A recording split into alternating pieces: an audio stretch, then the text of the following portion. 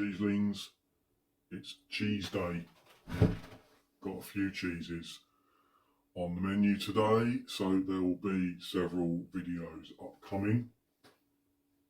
Let's start off with this delight in front of me, which I have already had some from over the past week, because I couldn't wait. Let's just arrange that. So this is Pecorino Sardo, which I bought from the Cheese Lady. Let's see what cheese.com says about this cheese. So Pecorino, generally, there are several varieties of Pecorino cheese made from sheep's milk. It originates in Italy. It is so Sardo is in particular comes from the island of Sardinia. Very specific cheese. It's supposed to have a more subtle, nutty flavour than the better known Pecorino Romano. It is aged for several months and is a versatile cheese used in various dishes, which doesn't really help me much. Pecorino, generally speaking, gets its name from the Pecora sheep, which is the type of sheep used to provide the milk.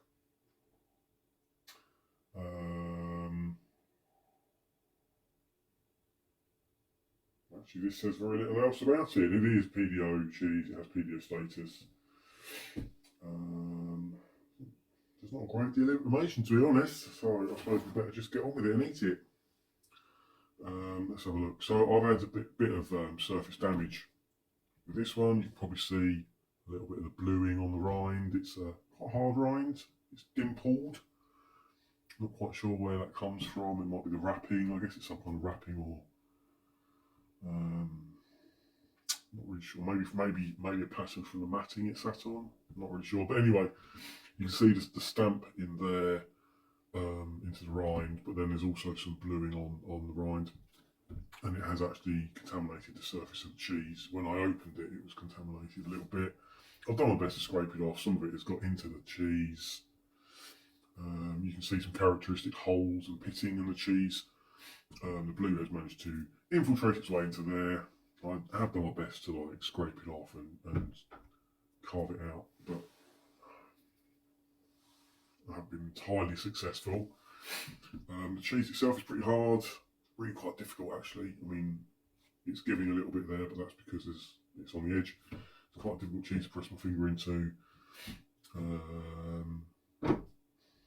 Cheese.com describes it as a crumbly cheese. I don't really think it's crumbly. It's hard, very hard texture. It's sliced quite nicely. The odd bit crumbled off, I suppose, but I wouldn't describe it as a particularly crumbly cheese. Smells nice. Smells a little bit like chlorine. Kind of sheep pen chlorine. A sheep in a swimming pool, maybe? I don't know. The rind is quite nutty and a bit like sheep dung. Interesting. It has got a nutty kind of sub aroma. Well, let's just try a bit then. So you can see it's not soft.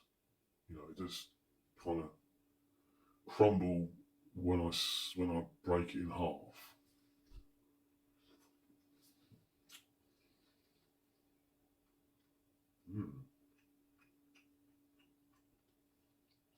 Quite an interesting flavour. Quite a full flavour. Very creamy, buttery.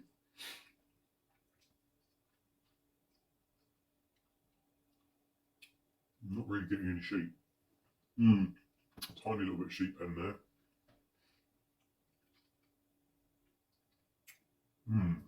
Interesting. Done a little bit.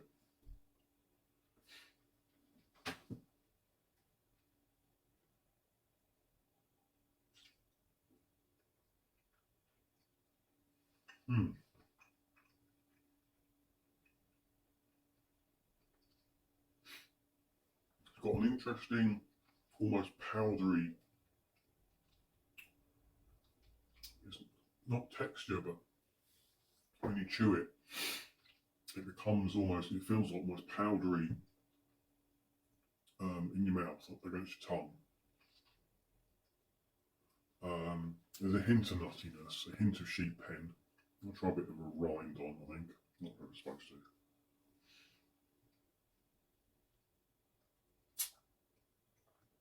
Quite a complex flavour.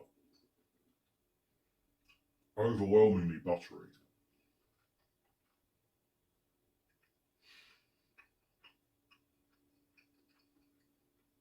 Maybe a hint of mushroom. Maybe like truffle, hint of truffle. Like on a nutty mushroom flavour. Interesting. I wonder what this is going to go with then. So I've got red grapes, green grapes, got some apple sliced here, sliced it differently today. Got some sliced pear as well, got some dried apricots and some membrillo. I've got a little bit of this is Darlington's ale chutney left. I've got some cranberry sauce, I've got a little bit of honey. And a selection of Carr's festive crackers or biscuits, whatever. I'm going to use a lot, they're going soft. I don't know what this is going with. Let's try it on something a bit softer. I mean, to be fair, I would happily just eat this as it is. Let's try it with a bit of the chutney.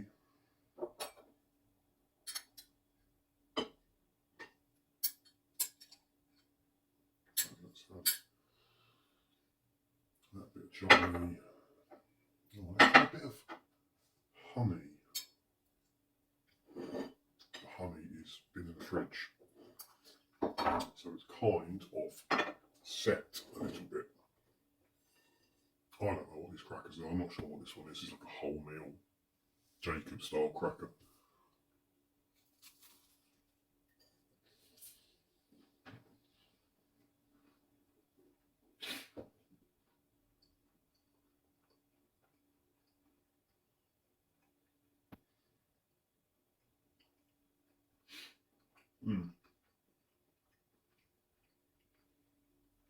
That wasn't bad.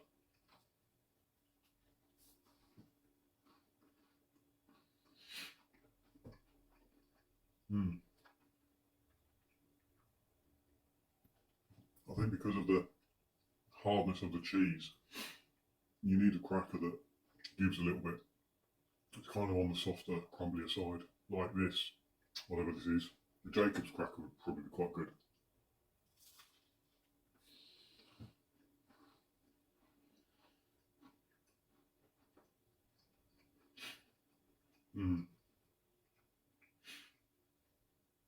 So both from the chutney and the honey, the sweetness really complements the sort of nuttiness of the cheese. But the cheese has got a strong enough flavour that it's not overpowered.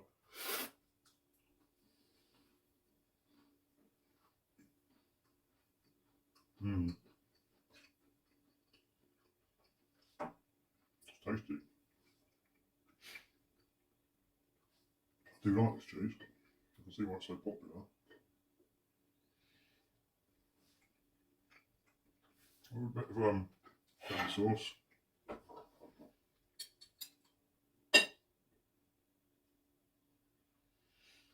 And a little bit of the chutney, I think. I'm interested in the chunkiness of the chutney. I think when I couldn't decide a preference between the honey and the chutney. The honey had obviously smoother, the chutney is chunkier. I'm not sure which works better.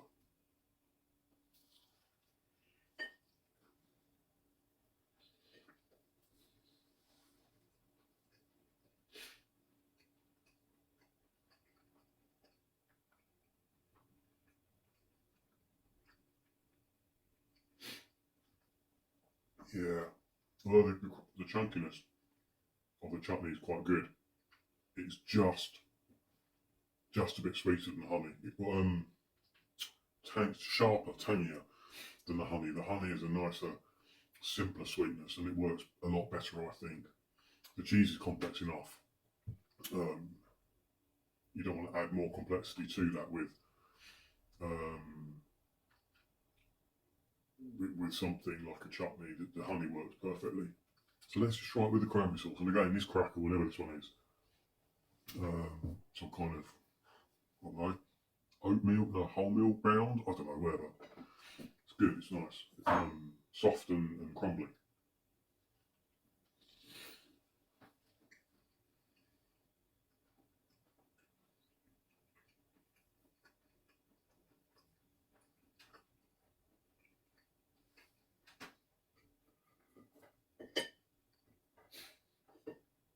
Well, the cranberry sauce is too fruity. It does overpower cheese somewhat. Let's try it. Bit of apple. Bit of pear. So one of these is a poppy seed and something cracker, and the other one is a, I don't know, both quite crumbly again, I think. So that's sauce apple.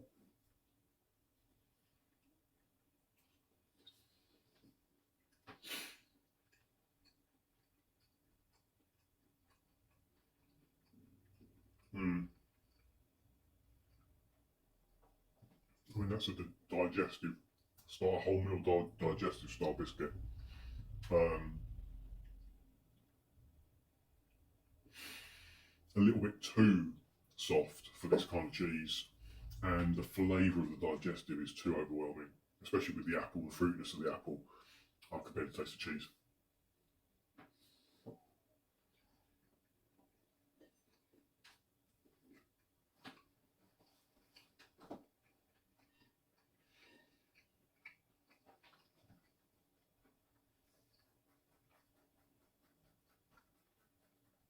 It's also very dry.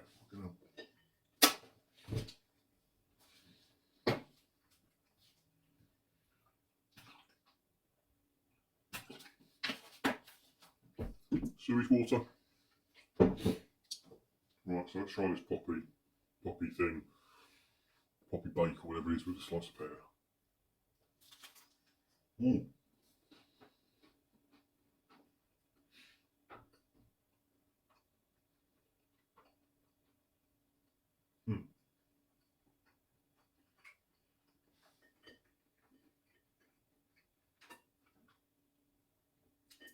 I think cracker on its own is actually really good. The pear swamps it somewhat. Let's try just the cheese with the cracker.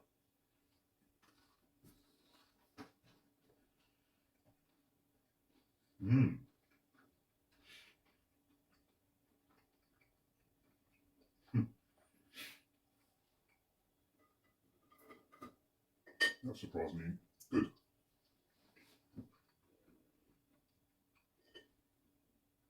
So, the interplay between the poppy seeds and whatever else is on there and the cheese is really interesting. Let's try a bit with honey. I mean, is it honey? Honestly, not coming out. You know, just last bit with a bit of honey.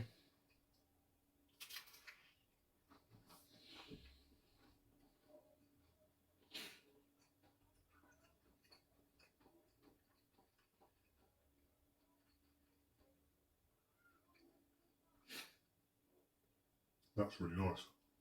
The poppy seed definitely adds something to that. The honey again is just simple sweetness. Really complements the nuttiness of the cheese. The poppy, let's see what they are, one moment.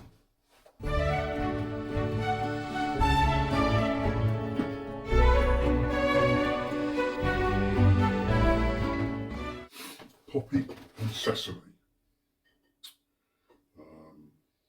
Interesting nutty flavours actually.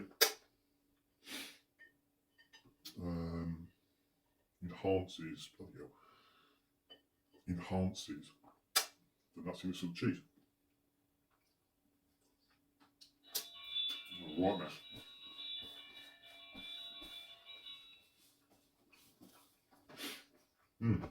That's a really good match. I mean,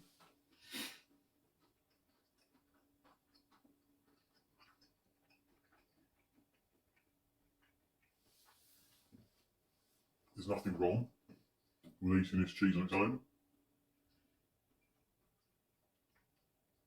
or just on any one of these softer crackers, wholemeal cracker,